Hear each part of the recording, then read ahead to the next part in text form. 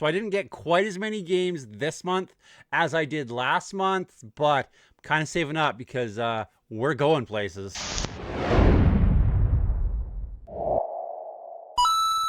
So this is gonna be my pickups video from the month of May 2024. We're gonna dig into this, see what I found. So in the month of May, I was afforded the opportunity to go to Texas through work.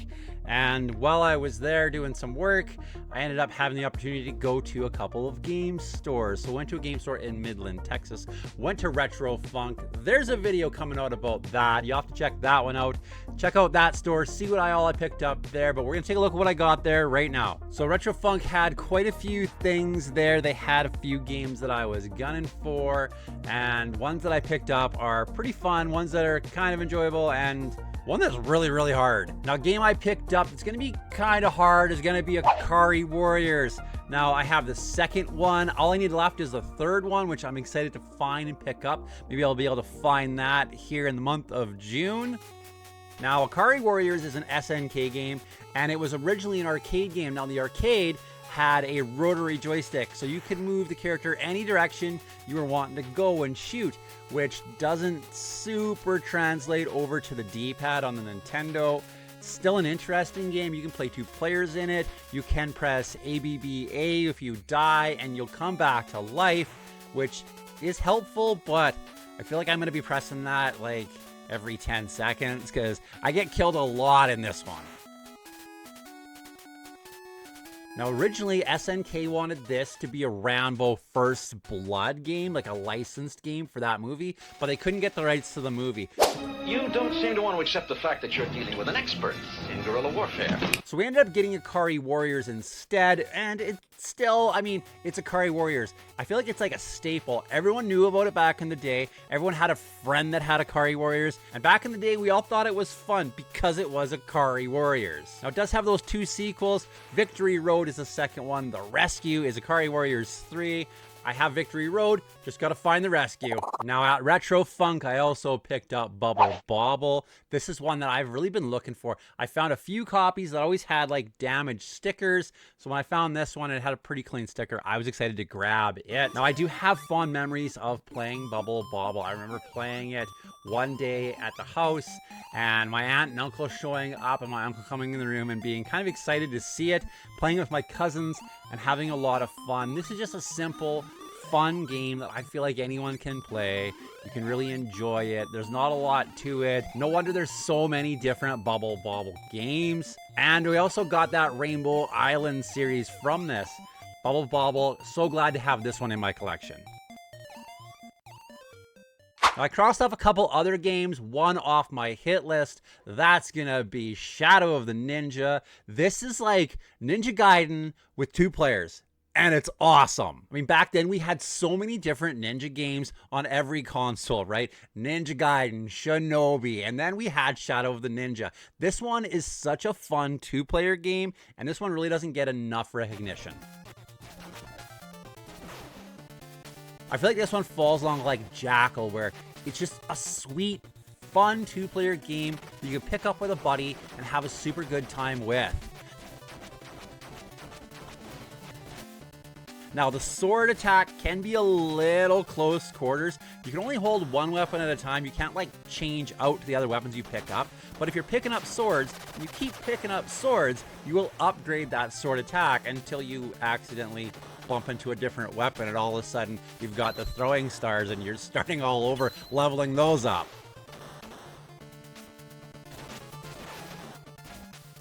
Now, one good thing about this, because I get my butt kicked in Ninja Gaiden all the time, is I've got 5 continues, and you can kind of tank the enemy attack a little bit. Like, I absolutely tanked that first boss, just stood there and hammered on him, because you don't take a lot of damage. You can definitely die fairly easily. It's not an easy game, but it's not like super unforgiving like Ninja Gaiden can be, and especially when you're playing 2 players, it's definitely a lot of fun. I also love this cover art. Look at that. Look at how awesome that is. I mean, seriously, that's probably some of the best, some of my favorite artwork on the Nintendo cartridges. Now, in addition to picking up this banger, I got Gargoyle's Quest 2. Now, this one I'm really excited to get into a little bit more. It's got kind of an RPG start to it. I haven't played this one or the Game Boy version, and this makes it so I'm putting the Game Boy version on my hit list. 100% I need to find that. It's fun because it's got like kind of that top-down RPG look to it, and then you're into side-scrolling levels. I haven't played a lot of it. Now, I've heard it gets pretty difficult, and some of the jumps are hard to make, but I'm excited to check this one out further. We're going to be playing as Firebrand from that Ghouls and Ghosts, Ghosts and Goblins, those games. And I just think it's really cool that they used an enemy character from one of those games and gave him his own game. For some reason, I think that's super cool. I really enjoy that idea. And yeah, I'm excited to play more of this. And I'm really excited to track down the Game Boy version so I can try it. So I can play the first one and then jump right into this one. So not only did I get some games at Retrofunk, I also picked up this one, number 63 Nintendo Power with the Stunt Racer FX. This is a really cool looking magazine. I love that. I loved how we went through that whole time of that claymation look on a lot of this stuff. Nintendo Power really did a lot of those claymation looks on their covers.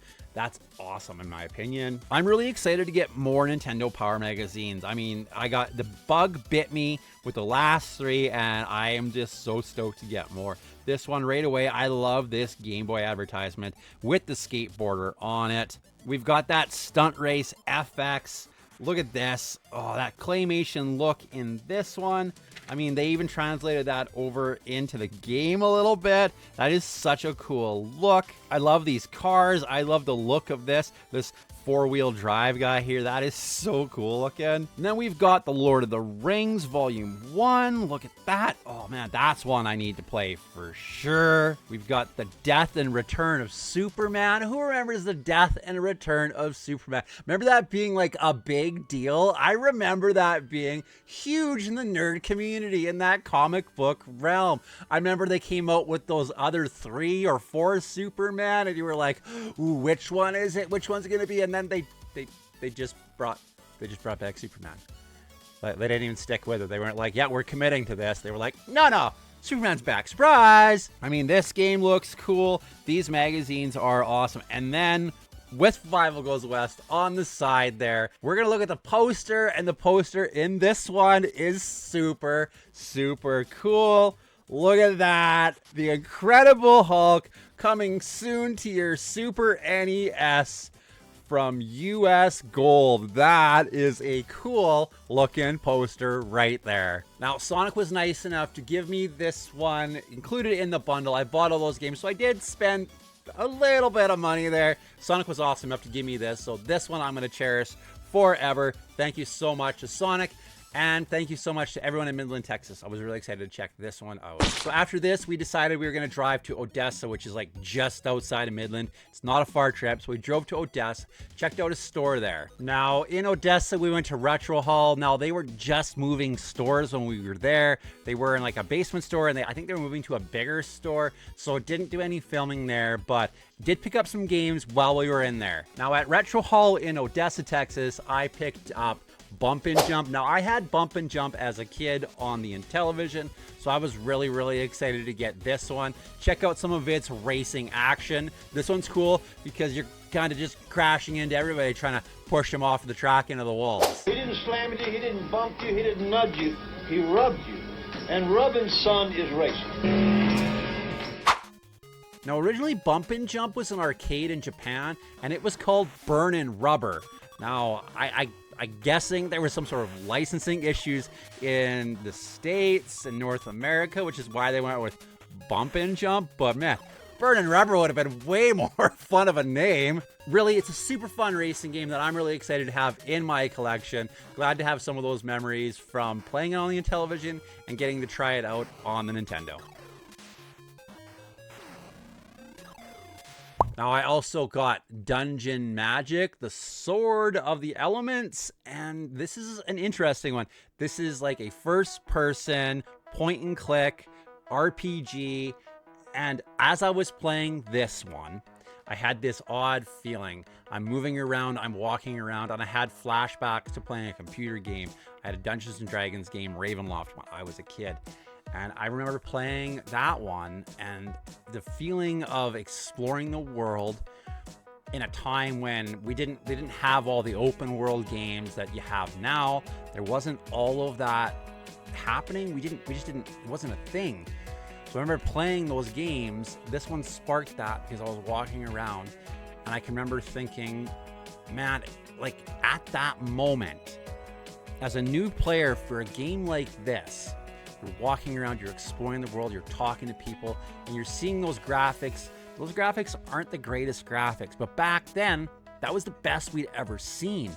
So when we were seeing this was jaw-dropping. We were exploring a world that was created. It wasn't just us reading a book. It wasn't us looking at a comic book or playing outside with a stick as a sword. We were in the world in some of these. And I feel like that's an emotion and a moment that a lot of us might have.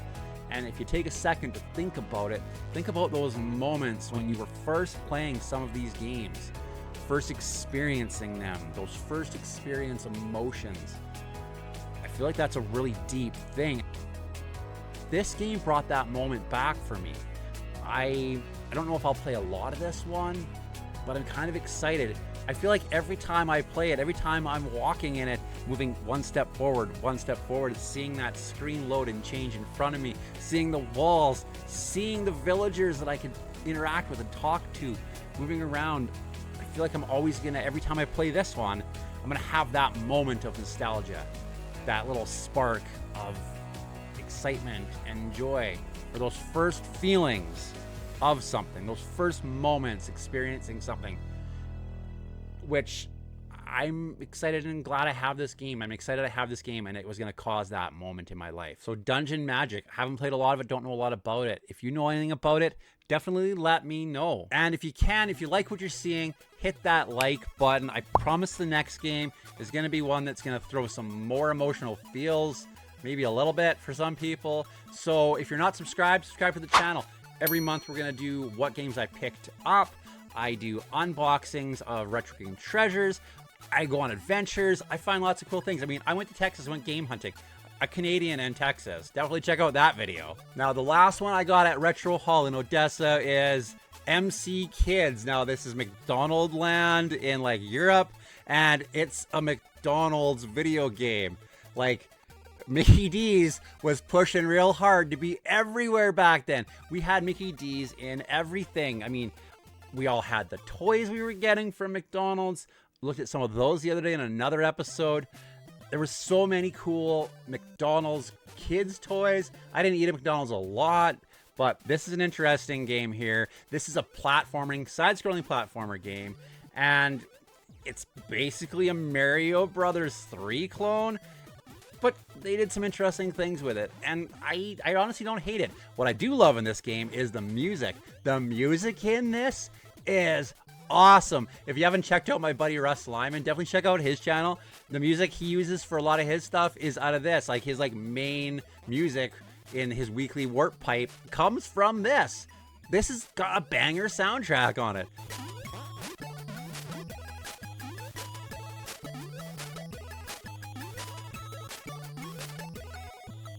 We're playing as Mick and Mac, and it's interesting. It's a fun game. I actually enjoyed my time playing it. I'm excited to play more of it. So yeah, MC Kids, add it to my collection. I know there's a few people out there that think this is an awesome game. I think you know who you are. So that was all I got in my Texas trip. Again, I didn't add a lot of games. Got some awesome games, but honestly, stoked to get another Nintendo Power in the collection. And then I came home. All right, listen up, everybody. If you all don't quit asking me for stuff, nobody's getting a thing. Now, I had bought a game off of eBay because I knew I was going to Texas, and it showed up just before I left for Texas, and I was excited to play it on the Game Boy. I got Legend of Zelda Oracle of Seasons. This is such a fun game. I love this generation of the Zeldas. Don't get me wrong, Breath of the Wild, Tears of the Kingdom, those are awesome games, but I love the look and the feel of this generation of the Zelda games. Now, there's Oracle of Seasons, there's also Oracle of Ages, which I haven't played, but I think you can swap back and forth your saves and use stuff in this one and the other one. I did read that there was originally supposed to be like a trilogy of these games, but they ended up only doing the 2. This was a fun game. I played this on the flight, really enjoyed that. Excited to play this on the flight for some other trips that are coming up soon. But Oracle of Seasons, if you haven't played it, 1000%. These Game Boy Color games, the Zelda ones, this is super cool. I'm excited to get Oracle of Ages too. Now, in addition, I did some more Game Boy hunting. Now, things are changing a bit. I am definitely going to get more Game Boy stuff, and I'm excited for more of that. Now, games I got at an antique store, there'll be a video coming out from that antique store here soon. I've got like 2 hours of footage that I have to rip through to try to find all the good goodies in that antique store so I can show you. So definitely tune in to that one when it comes out. But at that antique store, I got Dave Mirra's Freestyle BMX. Now, I was a BMXer. I live on a farm, wasn't a skateboarder, rode a lot of BMX. Rode a lot of BMX in my like early 20s. Really had a lot of fun with that. And we're going to take a look at more of these style of games. We're definitely going to do something interesting with the Skate or Die series. So stay tuned. Tune in for that. Hit that bell notification so you'll know when more videos come out from me. And make sure you're subscribed because I promise we're going to do some fun stuff. Now, Dave Mirra's BMX on the Game Boy Color. It's really fun. There's a video about that. I talked about that in another video. It's interesting. The controls can be a little finicky, but once you get used to them, they're a lot of fun. But I got this one, and I got Dave Mirra's Freestyle BMX number 2 on the Game Boy Advance. So this one more resembles like the PlayStation version that I was used to playing. And again, kind of difficult, but I enjoy these ones. I'm excited to play more of the Dave Mirra games. And really, if you don't know anything about Dave Mirra, definitely look him up. It's an amazing story, but it's a little bit sad at the end. But Dave Mirra was a huge name when I was in that scene, BMXing, out there doing that freestyle BMX stuff, going to skate parks, and really having a good time on a BMX. Now, in addition to that, I got some more Game Boy games.